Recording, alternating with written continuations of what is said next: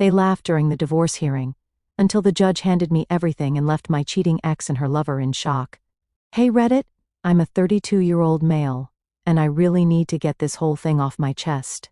It's about my divorce, and honestly, it's been eating at me for a while now.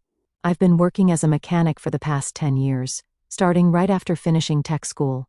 I worked at this pretty well-known shop in town, or I should say, I used to work there, but more on that later. I've been fixing cars since I was 16, learning from my uncle in his garage. After tech school, I got my certifications and everything. Lots of people think being a mechanic is just changing oil and stuff, but there's way more to it these days. Cars are basically computers on wheels, and you have to know your stuff. It's honest work, it pays the bills, and most importantly, I love it. I met Sarah, not her real name obviously, about 7 years ago when she brought her car in for repairs. Looking back now, I should have seen the signs from that first day. She kept going on about how her car was premium and needed special attention. I remember thinking she was kind of stuck up, but man, when she smiled at me, I just forgot all about that. She worked at this fancy marketing company downtown, always wearing expensive suits and carrying designer bags I couldn't even pronounce the names of. I'm not going to lie, at first I felt pretty lucky that someone like her would even look at someone like me. I was making good money, but I still came home every day with grease under my nails, you know? We started dating, and things were actually pretty good at first. She seemed interested in what I did, asking questions about cars and stuff. Sometimes, she'd bring lunch to the shop, and my coworkers would joke about how I managed to land such a classy girlfriend. I thought she was different from the typical corporate type who looks down on blue-collar workers. Despite our differences, I thought we had something special. She used to tell me how much she admired my work ethic and how she loved that I followed my passion. After about 2 years of dating, we got married. We had this decent-sized wedding that her parents mostly paid for, though I pitched in what I could. Her dad seemed okay with me at first. He's this big-shot real estate developer, but he acted like he respected that I worked with my hands. That's probably why he agreed to co-sign the loan for my house. Yeah, I bought the house before we got married. I had been saving up for years, living in this tiny apartment, putting away every extra dollar I made from side jobs. The house wasn't anything fancy, 3 bedrooms, 2 baths, decent yard, but it was in a good neighborhood, and I was proud that I could afford it. Her dad co-signing helped me get a better interest rate, but I made every single payment myself, never missing one. Sarah acted excited about the house at first, talking about how we could fix it up together and make it our own. But then, she started making these little comments. When her CO workers would come over, which wasn't often, she'd say stuff like, "We're planning to move to a better neighborhood soon," or, "This is just our starter home." It made me feel like what I'd worked so hard for wasn't good enough. I noticed pretty quickly that she didn't like telling people what I did for a living.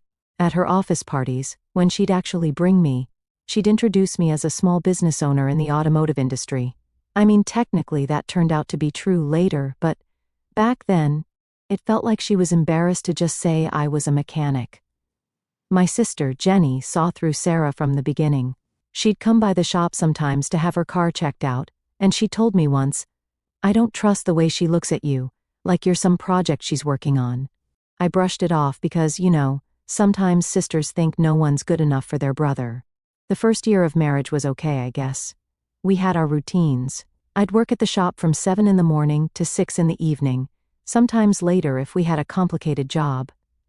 Sarah worked from 9 to 5 but usually stayed late for client meetings or team-building events. I should have paid more attention to those late nights, but I was busy taking business classes at the community college. I didn't tell her about those, because she always made fun of any suggestion I had about improving myself that didn't involve leaving the auto shop. Looking back now, I can see all the warning signs. The way she'd wrinkle her nose when I came home with grease stains on my clothes. How she stopped hanging out in the garage when I was working on my project car. The constant suggestions about going back to school to get a real career. But, you know what they say about hindsight and all that? Things really started going sideways about 2 years into our marriage. Sarah got promoted at her marketing firm, and that's when she became absolutely unbearable. She'd come home talking about these fancy client dinners and office events, always mentioning this guy, Mark, who helped her so much with the promotion. I remember this one night specifically. She came home super late, like 11 at night, wearing this new dress I'd never seen before. When I asked about it, she said the office had an emergency client meeting, and she had to go shopping for appropriate clothes. It made me feel like an idiot for even asking. That's around the time she started making these weird comments about the house. My father-in-law, remember, he co-signed the loan, would come over for dinner, and they'd talk about property values and how I was holding Sarah back by not wanting to move to a fancier neighborhood. Right in front of me at our dinner table, she'd just sit there nodding along while he talked about how his signature on the loan meant he had some say in what happened to the place. The worst part was how she started treating my job. One time, this rich client brought in his Ferrari for repairs. Most shops in town wouldn't touch it, but I've got certifications for luxury cars. Sarah actually told her friends I was playing around with expensive toys instead of focusing on a real career. Meanwhile, I was making bank on these specialty repairs, but she never bothered to ask about that part. I used to laugh it off, but then it started to bother me. Then came the work parties. Man, those were rough. There was this one event, some fancy Christmas party at this expensive hotel downtown. I spent good money on a nice suit so I'd fit in with her crowd. The whole night she kept leaving me alone while she hung out with her work friends. Her office crowd was something else. All these guys in expensive suits talking about their investment portfolios and vacation homes. One dude actually asked me if I knew any reliable mechanics right after Sarah introduced me as her husband. She just laughed it off while I stood there feeling like a complete outsider. The distance between us only grew after that party. We used to at least eat dinner together most nights, but now she was working late more and more. When she was home, she seemed distracted, always checking her phone or laptop. I tried suggesting date nights or weekend trips like we used to do, but there was always some work emergency or client meeting that got in the way. I started noticing she was texting constantly, always keeping her phone face down, walking out of rooms to take calls. Classic stuff, right? But I kept telling myself I was just being paranoid. I mean, she was a marketing executive now, obviously. She'd have lots of work calls. The real problem started when her brother got involved. This guy was always a piece of work. He brought his car to my shop once and expected me to fix it for free because we were family. When I told him he'd have to pay like everyone else, he went crying to Sarah about how I was being difficult. She sided with him, saying I should help family out since I was just doing simple car repairs anyway. My father-in-law got worse too. He started showing up at my shop unannounced, asking about my finances, wanting to see paperwork for the house payments. He said he was protecting his investment since his name was on the loan. Never mind that I'd never missed a single payment.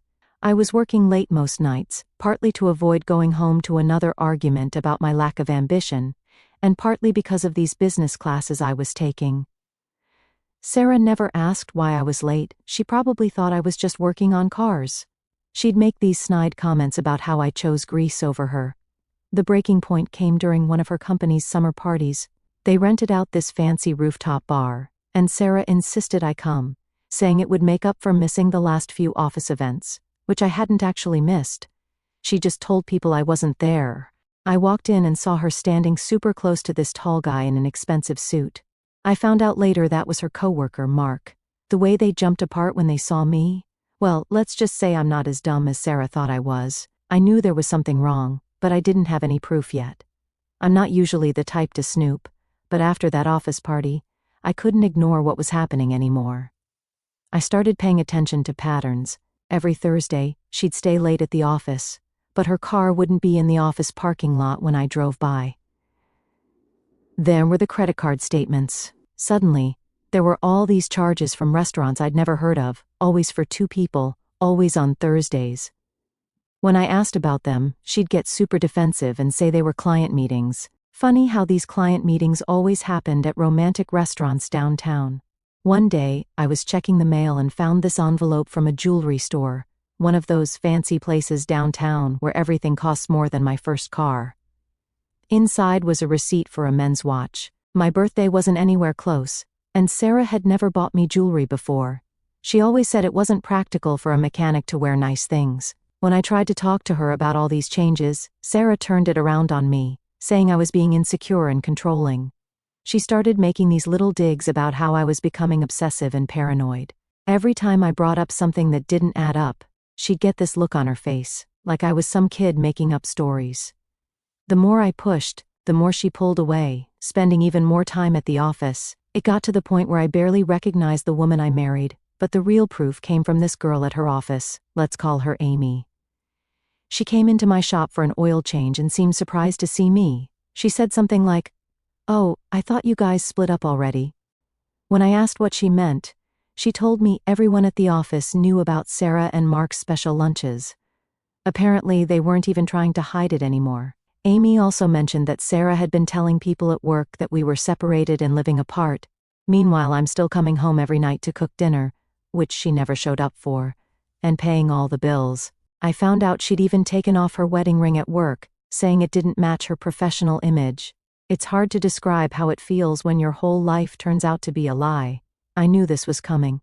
Every memory started feeling tainted, those late nights I'd stayed up waiting, all the times I'd defended her to my family when they said she was changing, even the stupid expensive suit I bought for that Christmas party.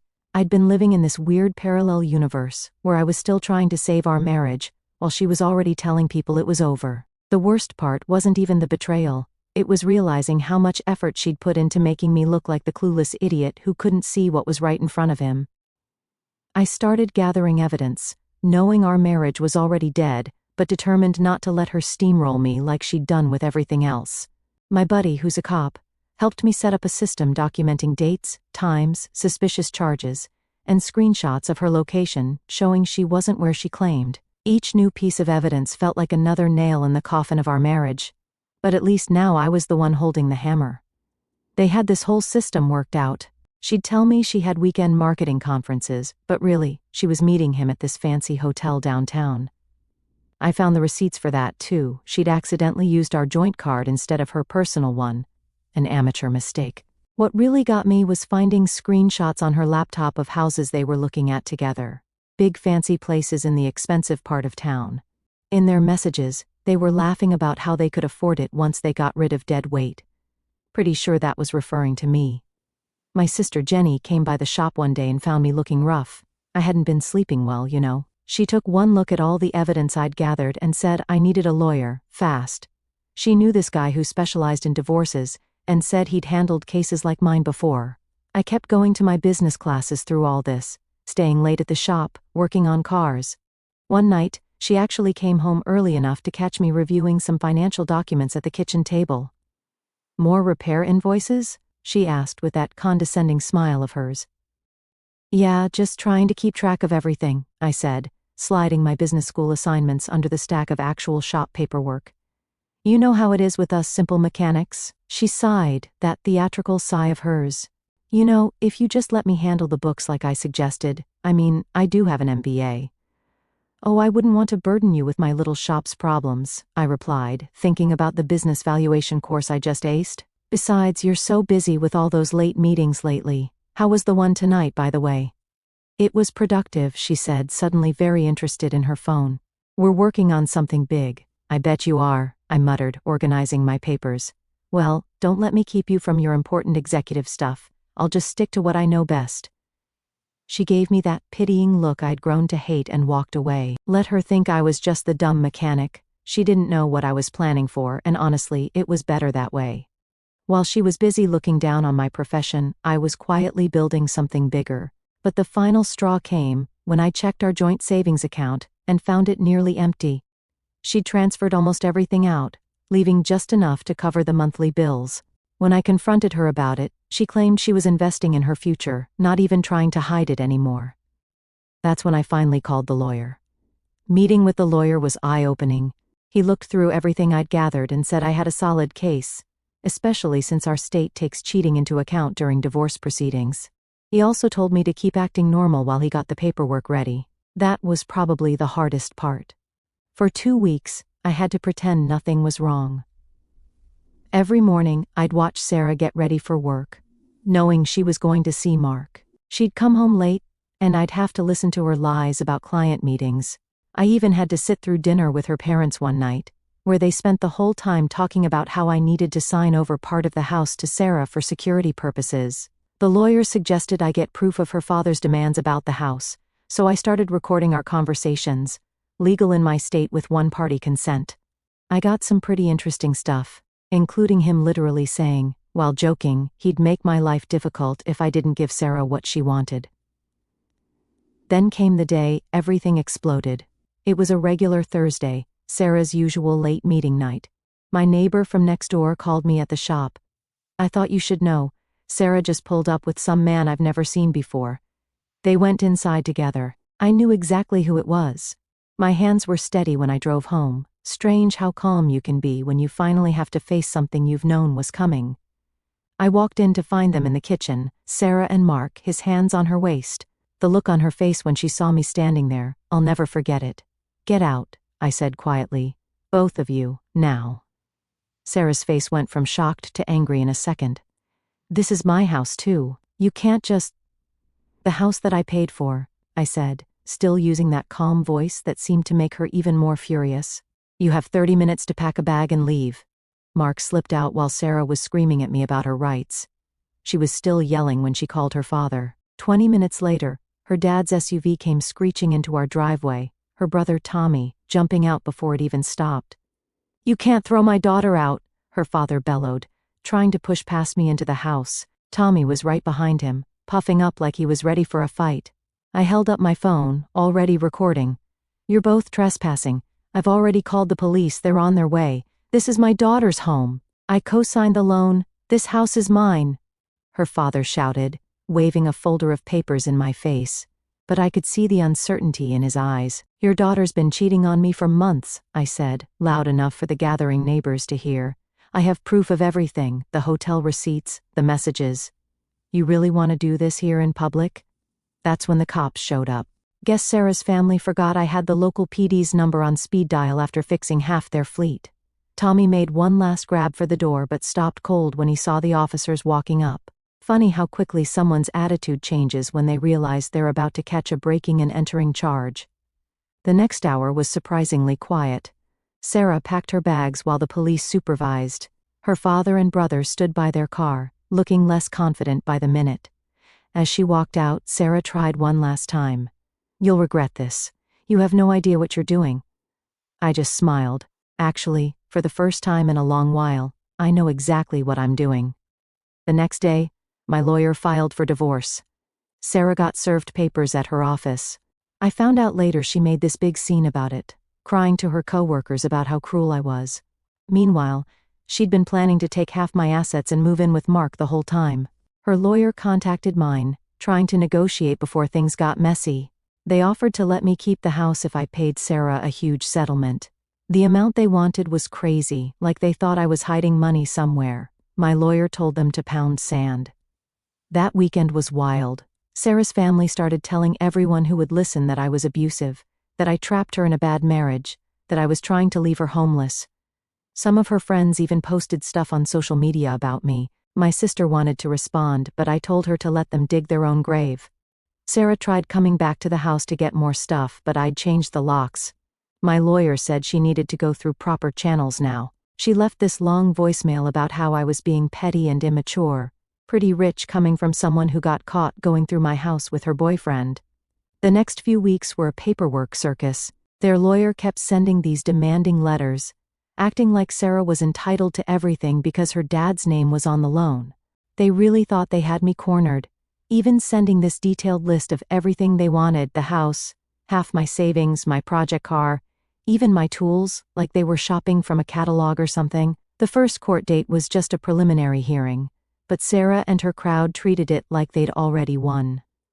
She showed up with her parents, Mark, and this expensive-looking lawyer who looked like he just walked off a TV show. They were all sitting together, whispering and pointing at me like I was some kind of joke. My lawyer told me to wear my work clothes, not the greasy ones but my clean shop uniform with my name and certifications on it. He said it would help show I was a working professional, not some lazy bum like they were trying to paint me. Sarah actually laughed when she saw me, telling Mark loud enough for everyone to hear that I couldn't even dress properly for court. When Sarah's lawyer started talking about how she supported my career and helped build the business, I thought I was going to lose it.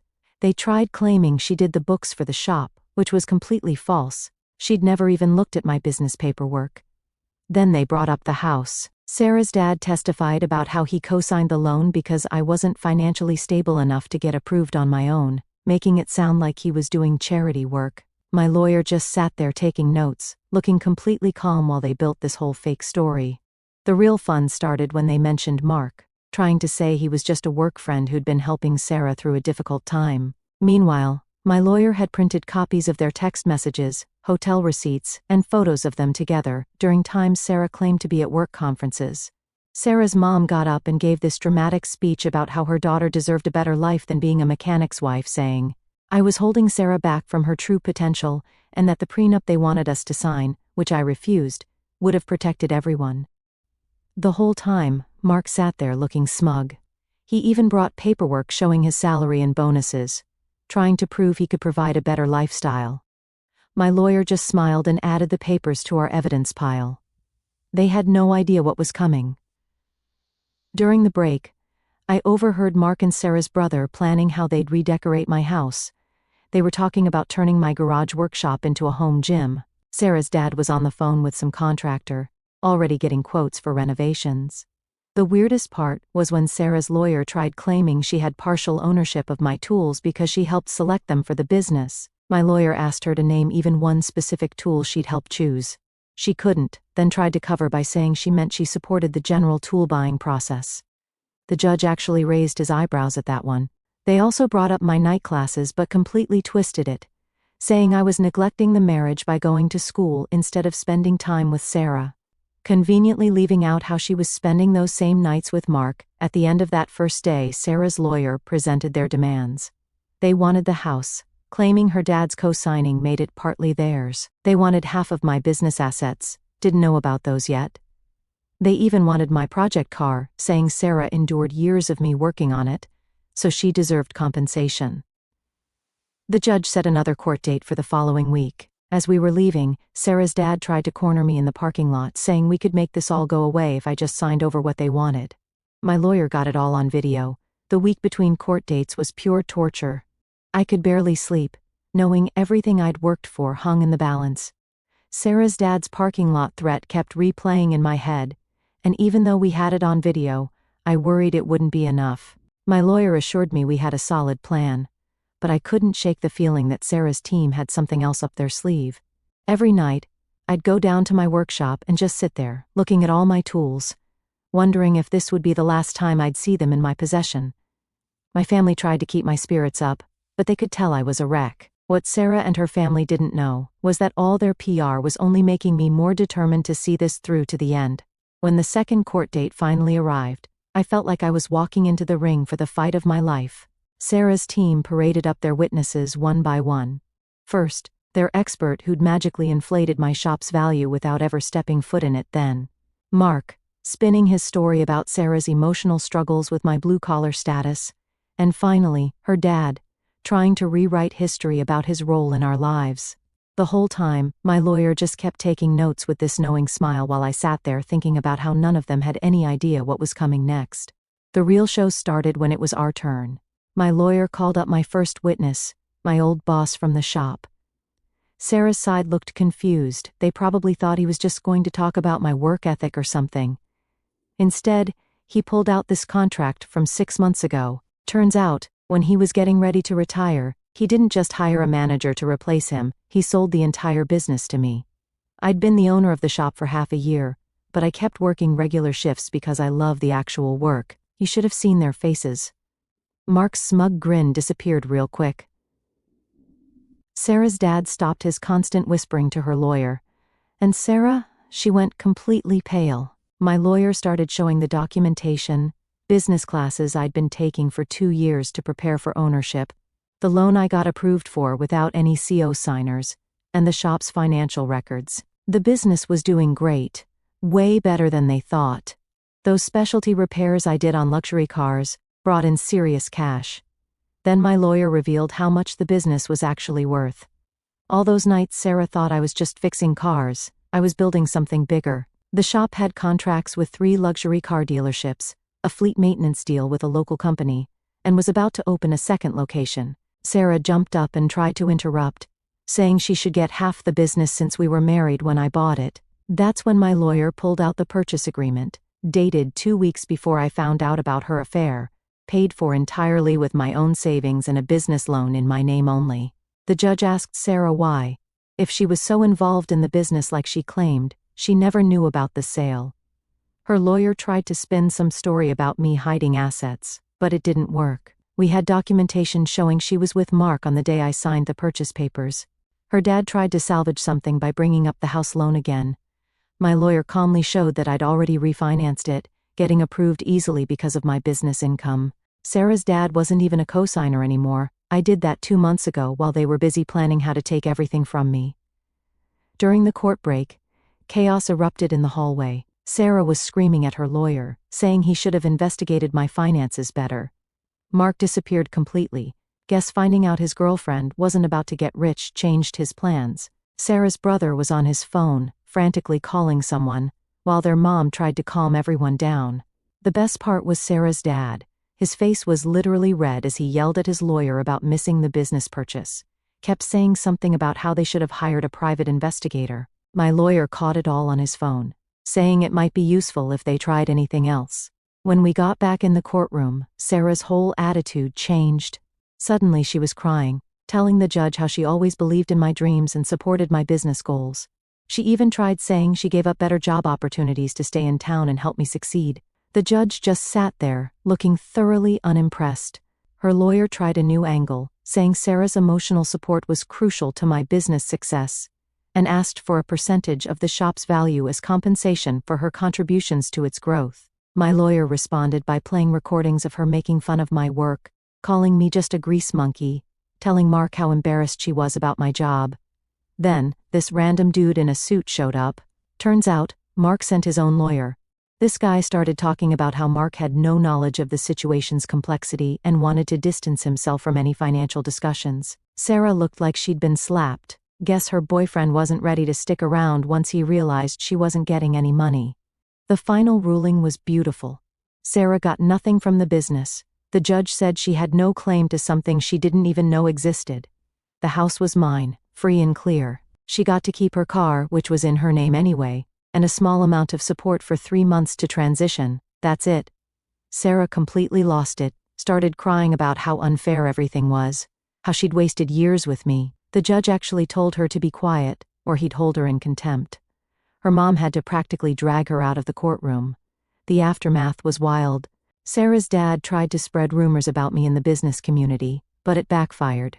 Turns out, other shop owners already knew I'd bought the place. We worked together in the local business association. Some of them even sent their luxury car clients my way just to rub it in.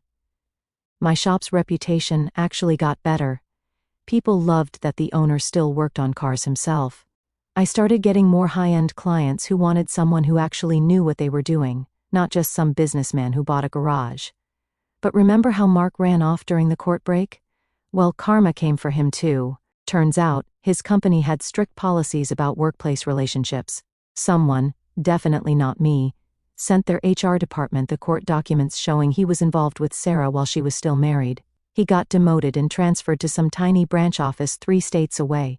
Sarah tried to keep her job, but the whole drama destroyed her reputation at work. That client she was handling with Mark? They requested a different team after the scandal. She ended up quitting and tried to sue the company for creating a hostile work environment. That went nowhere fast. And yeah, my shop's doing amazing. I opened that second location I was planning, hired some great mechanics who actually appreciate the work.